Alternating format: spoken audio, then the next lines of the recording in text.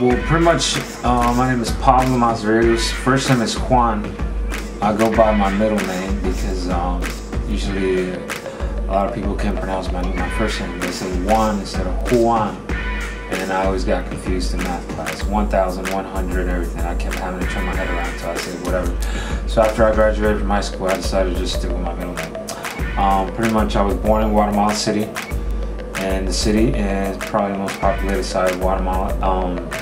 My dad pretty much moved to the U.S. when I don't know how old that was, but I think it was sometime in 1985. So he left us with my mom, my brother, and that's what happened with that side. And then my mom eventually moved to the States also back in '92. So then when she moved, my mom and dad had left my brother and I with my uncle and aunt and 5 other cousins in a 2-bedroom house, if you want to say it. We're all crammed up, but it was a lot of fun. It was like a country town.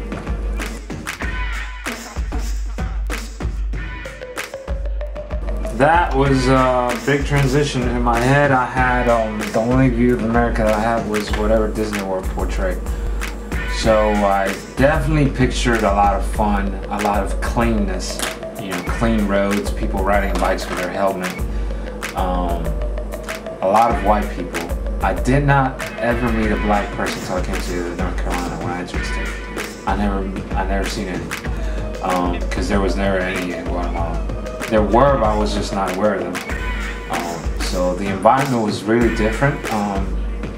High school was really hard because I think it's when friends have a huge influence on you. When I came to find out the impact of friends, so that's when I started getting more involved in my schoolwork. You know, being part of class, doing homework, participating in tests. I went to a specific high school because of the ESL program. So while my brother was not involved in that, I had to go to a specific high school because of the ESL program. Raleigh didn't have but like one ESL high school, and I think the same case was with middle school. Like we were raised almost kind of segregated. It was like an ESL school bus, an ESL science, an ESL social studies, ESL English class. Everything was like ESL, so you were always stuck with all the international students. And then my parents moved, and so I had to switch gears to go into another school called Millville High School. So I left all my friends that I had known since elementary school.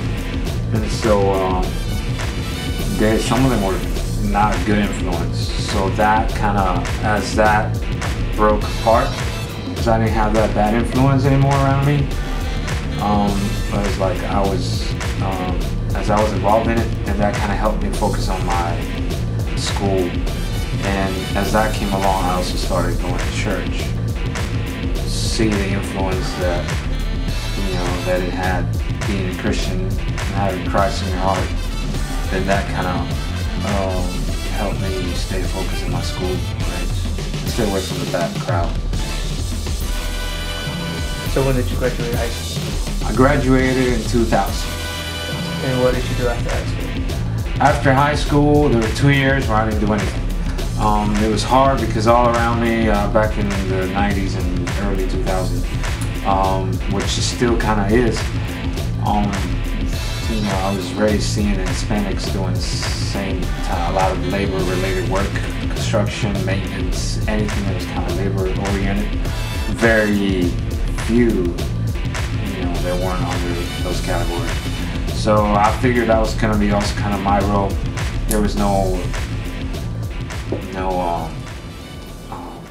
there was no great hope or no great intensity, no great desire, and I figured that's what I'm going to be doing.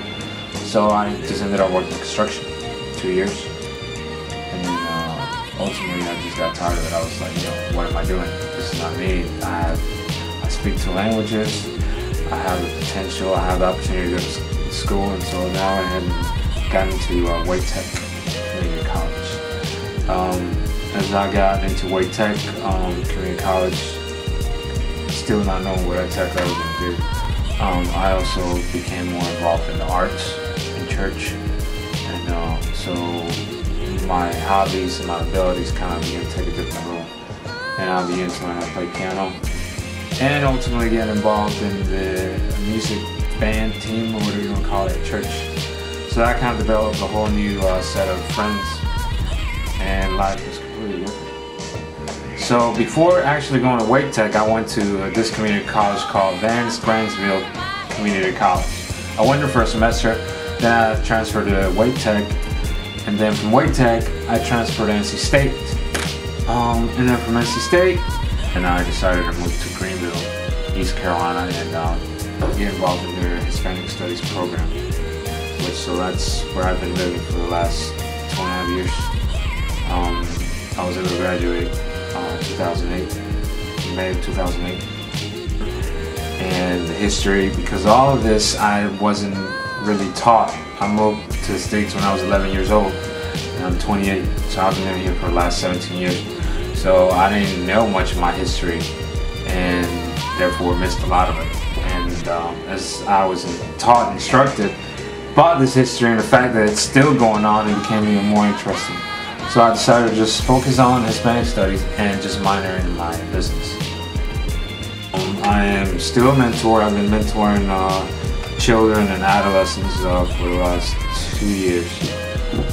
Pretty much what I do is I try to get them involved within their community, but mainly with my job, I more try to get them involved in their intellectual skills, which a lot of them lack because they're minority groups. 100% of my caseload is Hispanic students, children who are first generation here, and their parents do not have any education background and do not fully speak English language.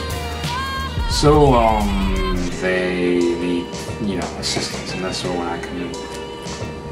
My long-term career goals is to stay within the mentoring field. I want to be able to just counsel and work with families.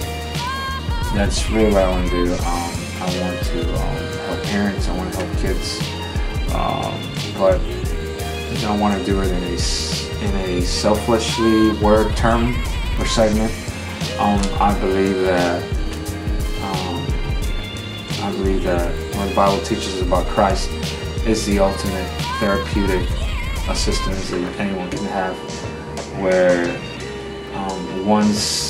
a family's happiness or a child's or a kid's happiness can fully be found in Christ Jesus, and not view it in a religious way, but as something real where everything is more enjoyable.